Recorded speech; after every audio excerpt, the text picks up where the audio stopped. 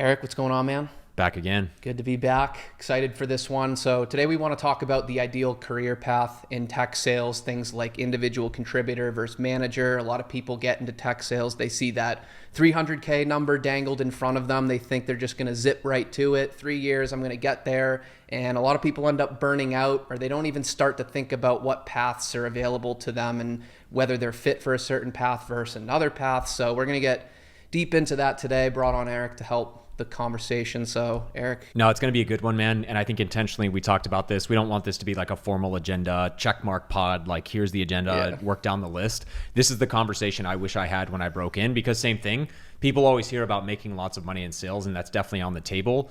In addition to how to get there, there's tons of common pitfalls. And I have seen, without naming names, like my peers in the same exact career path at a similar stage as me, they take the wrong job title, or they say, hey, let me take 6 to 12 months in sales enablement as one extreme example. Yeah. And next thing you know, they're completely derailed from the ability to get to a position where they can earn 250, 300, 350. And I think a lot of people naively, if they're not prepared for this, if again, the pure goal like mine, when I broke into sales, I left engineering, was like, I want to do this for 5 years and see how much money I can make. Yep. Like, selfishly, that was the North Star, right? Like, I got good at the job. I put a lot of time to improve my skill set, et cetera. But I've seen a lot of people that had a lot of early success.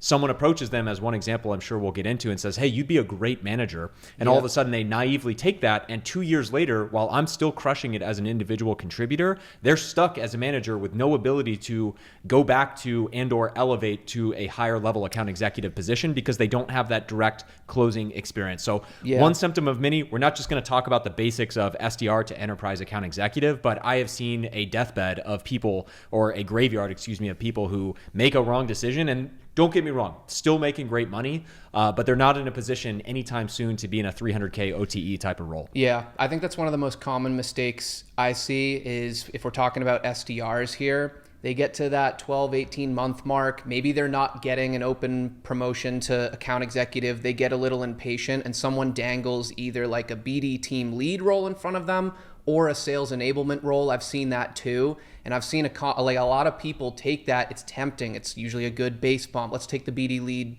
example. They do 2 years of that, and then it's a tough sell to move into they want to move into something that's going to pay them equivalently, like a mid-market enterprise account exec or an enterprise account executive role. And they're like, you haven't even sold anything. You've been a BDR and then you've been a BDR team lead. So I was a BD manager. We'll talk about that in a bit, but I was an AE for 2 years prior to doing that. And I've just seen a lot of people fall into that trap. I've seen a lot of people fall into the sales enablement trap, where it boggles my mind why companies do this, but they'll take a good SDR and put them in their sales enablement team after a year. They do 2 years of that and they haven't actually sold, and they're teaching account executives and they haven't even been an account executive themselves. So any other areas you see people struggling or making mistakes from a career standpoint out of the gate? Because those are two that come top of mind to me. Yeah, I think early on that's probably the biggest by far. And I think it would be important too to establish, like, if your goal is to get a 300K OTE job, your best bet, in my opinion, for the first 5 years of your career is to stay an individual contributor. In my opinion, I would love to hear if you differ with that. But that is what I was able to do going from SDR to enterprise account executive, and I was laser focused on that. Along the way, whether it's, I think we've talked a lot about the internal politics, which again, if you want to be a manager, we're not even saying that's bad. It's just know what the trade-offs are. But that was definitely one thing. I came in and crushed it right out of the gate. I was at a fast growing company and they're like, hey, you're really great at what you do. You'd make a great manager. And I was like, hey, I appreciate that. But until I sell at every single level, I don't even think I would be confident as a manager to lead a team in the first place. And so whether that it was kind of a BS answer to keep them off my back, like, I started to get a sense for, and like I said, this is the conversation and access I wish I had when I started the career. Luckily, I had a few people who saw where I wanted to go, would have a beer with them at a company event or something. And they were giving me this advice to say, hey, if you want to make 300K, get to enterprise account executive first and foremost. Don't do management. Don't get sucked down in these rabbit holes. Because last thing I'd say on this point is, if you work your way up to enterprise account executive and now you want to go lead an SMB or mid-market team, it's much easier to say, hey, I was an enterprise account executive selling to Fortune 500 companies. I had a great territory. I closed a multi-million-dollar quota, all of these different things. It's much easier, not like it's easy, but it is much easier to go from that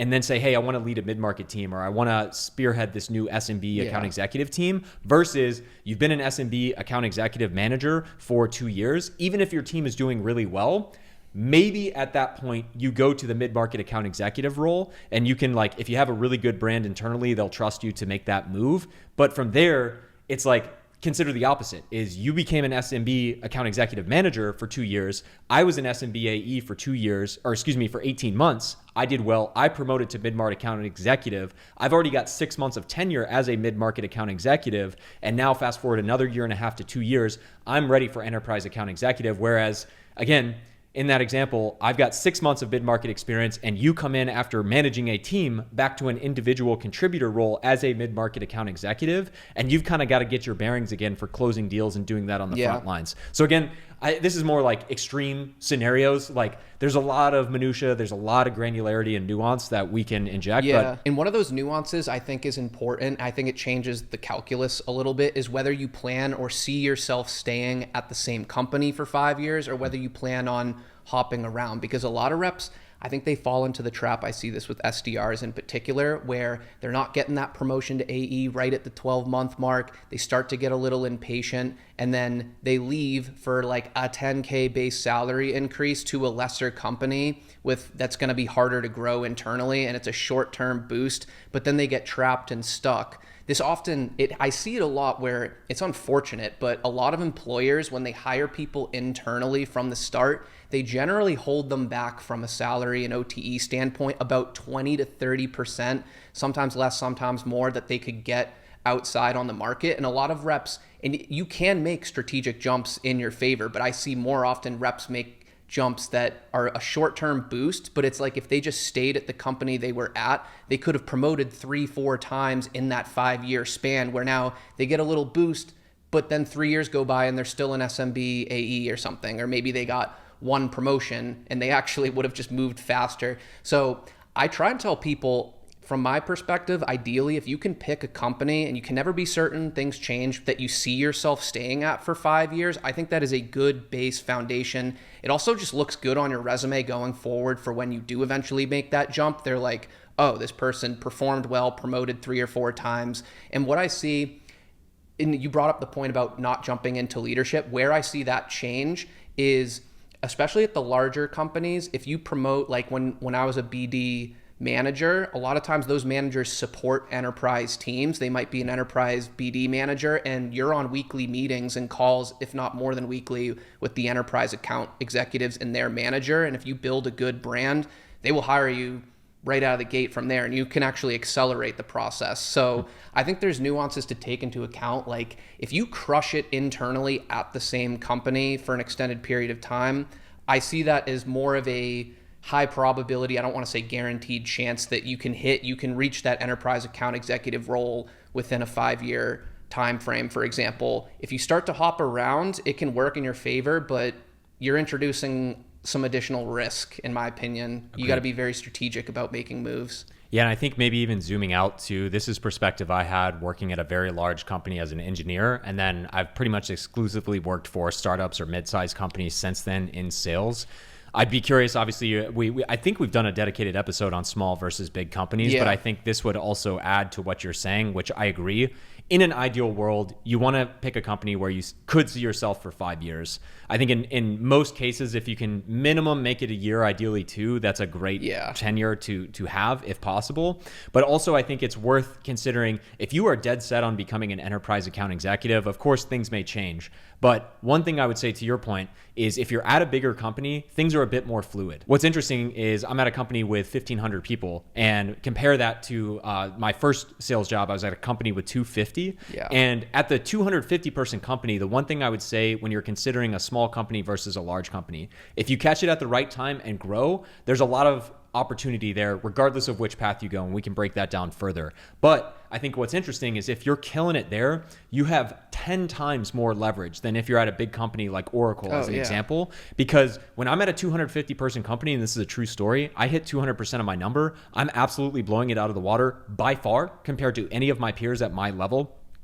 I literally would come to them and say, like, more or less, like there's a right way to do this. It's a whole episode in of itself. But I just got to a point where I'm like, hey, if I'm at any other company right now, I would be promoted. Like I kind of like would mess around with them a little bit on like LinkedIn, start liking competitors' posts and just say I'm doing market research. Within a week, I got a 30% raise, you know? And so these are the things that is not going to happen at a large company because again, an Oracle of the world has 100 of me, copy paste versions of me that are ambitious, want to be in tech sales and all that are lining up at the doors. Again, it doesn't mean I'm not good. It doesn't mean I'm not valuable, but at the end of the day, at an organization that is that large, you're not necessarily going to have the immediate leverage in year 1 or 2 to like rocket your career. But I think the trade-off is if you do land at an Oracle, if you do land at a Salesforce or an AWS, that badge on your resume, if you put 2 to 5 years in, holds a ton of weight in the future for getting a job at another company like that and or going down to a hyper-growth startup at that point. Whereas if you're at a startup, if you're at a small company, maybe you get lucky, you hit one that hits that rocket ship growth and now that sets you up really well. But quite frankly, there's a lot of startups that don't make it and or plateau. And now like, are you going to hire the person from AWS if you're a Salesforce hiring manager? Or are you going to hire the person from digital.ai, like some company you've never even heard of? And sure, it sounds like they have a track record, but you're much more likely from a branding perspective to, I would say long-term, if your goal is to work at these major corporations, if you can get into a large company, that opens doors for interviews pretty much within reason for the rest of your career of like, hey, I've worked at Oracle, I've worked at Salesforce, and I've worked at Amazon, right? Like you can pretty much get an interview for any type of major company at that point in your career. Whereas if you cut your teeth in startup land, it's less guaranteed. So any thoughts on that? Yeah, it's just like how much risk do you want to introduce? I get the questions all the time. Like, should I go for this startup or should I just play it safe and go for the big companies? Like I started at a much larger company and I've always like, I kind of recommend to people, it's like if you can find a company that's got a track record of promoting people from SDR to SMB to mid-market to enterprise, or a track record of promoting to management, and then you're able to move into enterprise, it's like, I say do that. It's like if there is a proven track record, unless you really find this opportunity that you're just very confident is the right fit, it's the space you want to be in, you like the culture and the fit. But I just see so many people like that we coach that jump into those types of opportunities and then it's just not what they thought, and it just ends up costing them a year or two unnecessarily. They have to take a step back. Maybe they promoted to AE at that company, they get laid off because it's a startup, funding issue, something, and then they have to take a step back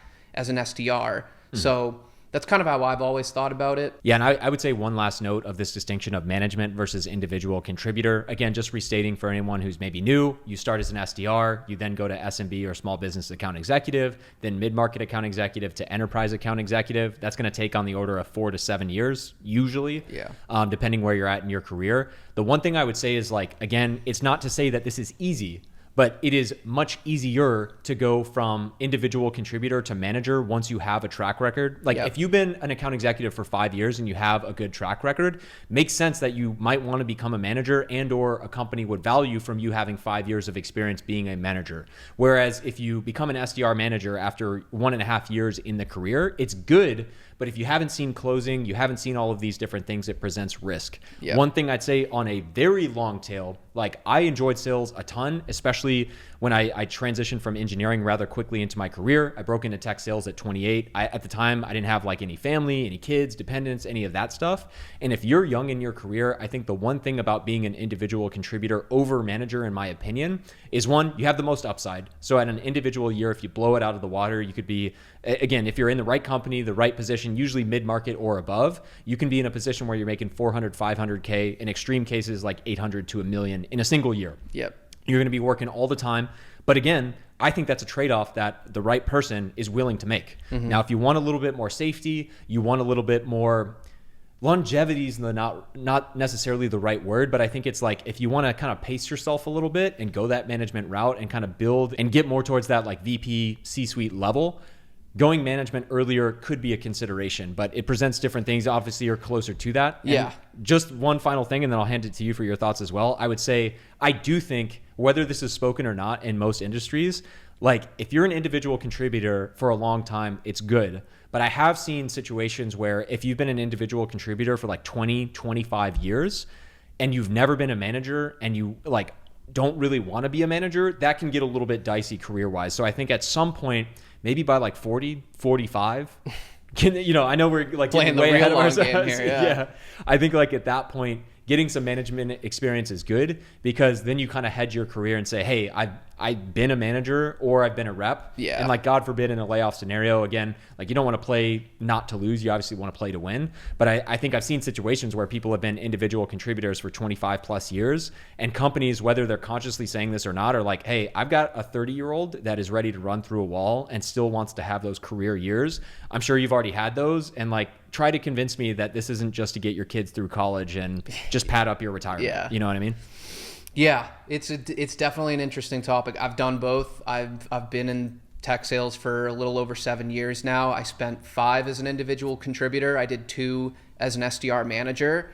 And those 2 years as an SDR manager were by far my favorite years. Like that was my favorite job I ever had, even though there was less upside. It's just very interesting. Management is for certain people, I think, and it's not for certain people. You almost have to ask the question, do you get more excited by coaching someone and seeing them succeed with your frameworks? Does that, like not just one person, many people, does that fire you up more? Or does the commission check in your bank account fire you up more? I'd say for 80-90% of people, it's the commission check. And this isn't like a pat on the back, oh, I'm such a good person. It's like, I genuinely, like in my head sometimes, the commission checks, I'm starting to price that in throughout the sales cycle. And I'm like, all right, this one should be coming in. And then it's like, okay, it did close. Now it's whatever, the end of the month or 30 days until you're getting paid. And then by the time the commission check gets there, I'm like, all right, I was expecting that. But there was something more to the management piece that just really made that job enjoyable for me. I think a lot of people take the management jobs with the wrong idea in mind, or for the wrong reasons, really, because they just weren't that good in the individual contributor role and wanted to escape, and then they don't end up being good managers. And I think everyone loses in those scenarios. For the rare few, the manager job actually makes them a much better rep, because it's one thing to be successful as a rep. It's another to be able, and this is also important in your decision of whether you want to become a manager, one of the key character traits or skills you need to have is the ability to break down why you are successful into frameworks and be able to convey that to people in a very simple and easy to implement manner. Like there's a lot of reps who are killers, but they don't know how to break down why. It's just, it comes naturally to them. They're confident, they work hard, they're gritty, they just do things and they never really pause to think about why, and they don't have the patience. And like, more credit to them, stay an individual contributor. There's more upside in that path, but they don't have the patience. That's another thing you have to have as a manager. Patience. There's a lot of nonsense you have to deal with behind the scenes. There's a lot of personal issues people come up. Like, it's crazy what you experience, but it's also a super fulfilling role, not to be cheesy. It's just, I found that more enjoyable. And frankly, if YouTube didn't exist and higher levels and I was just strictly still focused on the career path, like I would be in management. But this has been an outlet for me to get that coaching role and still work in the individual contributor role, which for me is like the best of both worlds. Totally. But that's kind of the way I look at it, is if you're deciding whether you want to move into management, do you get more fired up? Do you just love coaching people? Do you help people on your team out just because you want to? Do you find enjoyment in that? Or are you just focused on maximizing your income? Because if that's the case, then you probably just want to stay an individual contributor. But you got to enjoy the coaching. You got to be really good at breaking down your frameworks and teaching them into a simple, easy to implement way. You have to be good at keeping your reps motivated, particularly if you're interested in being an SDR manager. There's almost an interesting path, because I went through 2 cycles of this where you get new reps. You almost have to meet them where they're at different phases. When they're new, they're so fired up. They're super open to coaching. They want the hands-on, like, what scripts do you use? What templates? They're more open to hands-on day-to-day stuff. And then by around quarter 2, quarter 3, when they start to have a track record under their belt, that's where they get a little more rebellious. And they're like, I don't want your help. I do things my own way. You see the leaderboard? Yeah. But like, if you've done the management job right and they trust you and you've helped them along the way, like that's how I kind of viewed it. Is in the beginning, I was more hands-on because that's when they were more open to that and they wanted my coaching. And then as they proved themselves out and like were able to take what I gave them and implement it, adapt it, make it their own, I would get a little more hands off, because it's ironic, but the more hands off I got, the harder they would work over time, because they just liked and respected that. And you almost have to tell stories that keep them motivated. Like first quarter, it's just like, look, we're going to hit the ground running. That's the easiest quarter to keep them motivated. Second quarter, it's like, all right, you guys are all want to be AEs. Like they're going to want to see some progression over quarter two, over quarter one. They want to see you build on your success. So like, let's crush it this quarter. Q3, it's like, oh, we can earn a fat bonus now. Cause for a lot of places, the bonuses increase the later you get into the fiscal year. So it's like, we can earn a fat bonus. They want to see more building on Q2. This is when some managers might start reaching out to you. And then Q4, it's like, you want to finish strong. This is the biggest bonus like you can earn. This is just from an SDR manager standpoint, but it's almost like you got to tell them stories that keep them motivated and wanting to work hard throughout the life cycle that they're an SDR. And there's like, but I loved the management job, but I will say, yeah, if your goal is to get to a 300K OTE as quickly as possible, the best path to do that is probably to just stick it out in the IC role and just crush it there and promote. Yep. But for those considering the management job, I think it's just, those are some of the points I would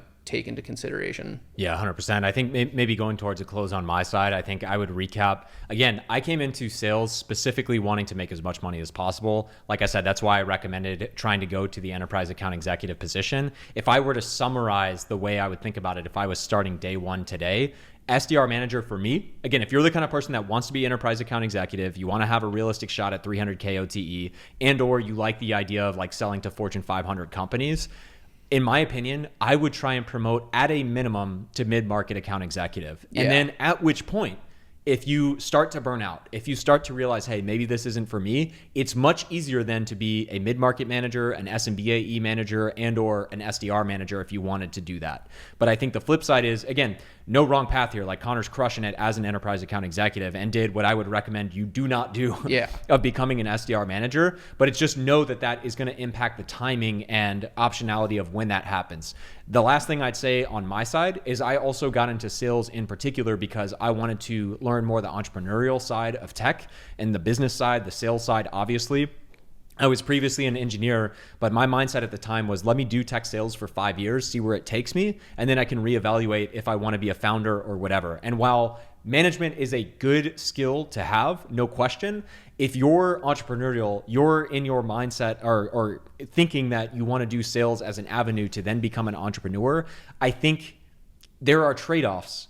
But at least from a very early stage perspective, if you truly go out and start your own company, I think selling on the front lines, closing deals at all different business verticals, getting that experience first, in my opinion, makes you much more adept to be an entrepreneur long-term because you have experience selling to, you're getting repetitions, you're seeing all types of reasons deals fail, you're seeing all types of messaging that does and does not work. Whereas a manager, you're still getting exposure, but it's more from an organizing, it's more getting that in place. And again, like obviously long-term as an entrepreneur, you hope that you can build your own company to that point, but it's not like the front lines, first and foremost, most important skill that you need to have, which is to be able to even break into an account and sell something to someone. Yeah. So, yeah. I agree with I agree with everything you just said. I would leave it off on, even if you stay the individual contributor path, you almost want to get to a point in every role where you could be a manager. I think that's the natural way to promote is let's take the SMBAE role. You master that to the point where you have your processes down and you could be an SMBAE manager because you're so good at your job. You've been successful in multiple territories probably. You could, if they hired a new rep to the team and they made you his or her mentor, like you could tell them and break down your frameworks on how you were successful and like could be a good manager, but that's when you naturally earn the promotion to the next role. So it's almost like even if you don't go the management path, you want to get to the point in every role you have and attack that role to the point where you could be a manager because you just have your processes and frameworks broken down to a T. And that's when you naturally will either get that promotion or you could move into the management role if you do see yourself enjoying that more coaching style role. Yeah, really well said, man. I think this was a great episode. And like I said, this is really what I wish I had when I first started. Again, obviously try and make connections within your own company. Like don't take this as just the Bible. But these are conversations that took me about a year to have with my coworkers, because that's how long it took to build trust. And they actually saw that I was serious. I wanted to be a top rep and all of these different things. So I hope it definitely helps out. Obviously, this is on Connor's channel. Smash the subscribe. He's got some great gems on his channel. And he's also a coach and fellow team member at higherlevels.com, where we have tons of training. You can work directly with us on live calls, all of these different things. Connor, anything else? Check out Eric's channel too. I'm sure most of you have. If not, Higher Levels, that'll be in the description below as well. But Sweet. Thanks for joining. Yeah, another banger. We'll see you guys.